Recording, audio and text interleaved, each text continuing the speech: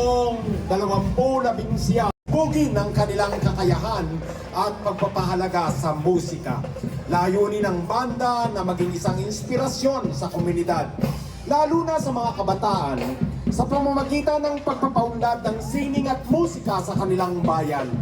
Sa pamamagitan ng kanilang mga pagtatanghal at mga gawain, ang PYCB ay naglalayong magbigay ng matibay na pundasyon at pagkakataon sa mga kabataang nais pagyamanin ng kanilang talento at kasanayan sa larangan ng musika at maging bahagi ng isang masiglang komunidad na nagpapahalaga sa sining at kultura. Mga kaibigan, ang Plaridel Youth Concert Band.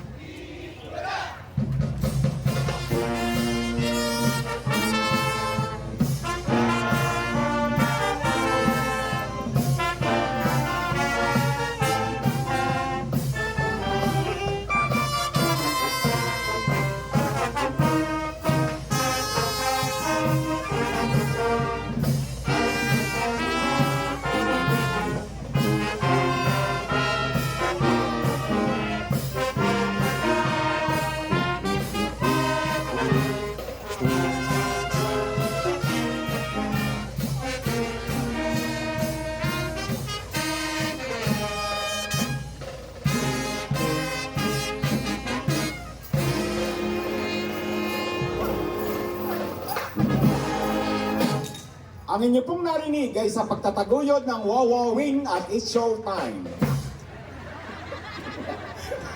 Hihit bulaga. Okay, ang papa. Muli po palakpakan naman natin ang Plaridel Youth Concert Band.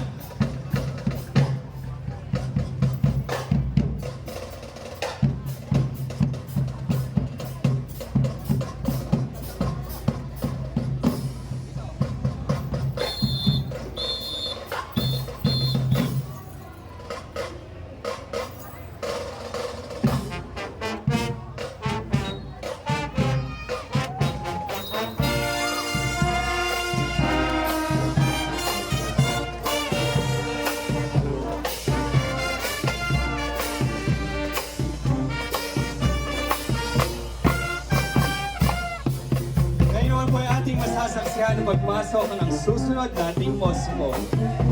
Ang susunod kong banda ay binubuo ng 45 hanggang 50 mga mag-aaral ng Dr. Llanos Colleges Incorporated. Sila po ay mula sa high school at college departments. Sila rin po ay mga kabataang mosmo at mag-aaral na nagmula sa iba't ibang bayan ng Bulacan tulad ng Angat, Pandi, Santa Maria, Balagtas at Bukawi.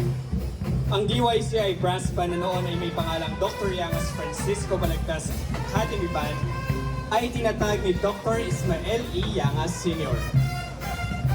Siya po ang unang pangulo at founder ng paaralan. Itinatag ito noong mga unang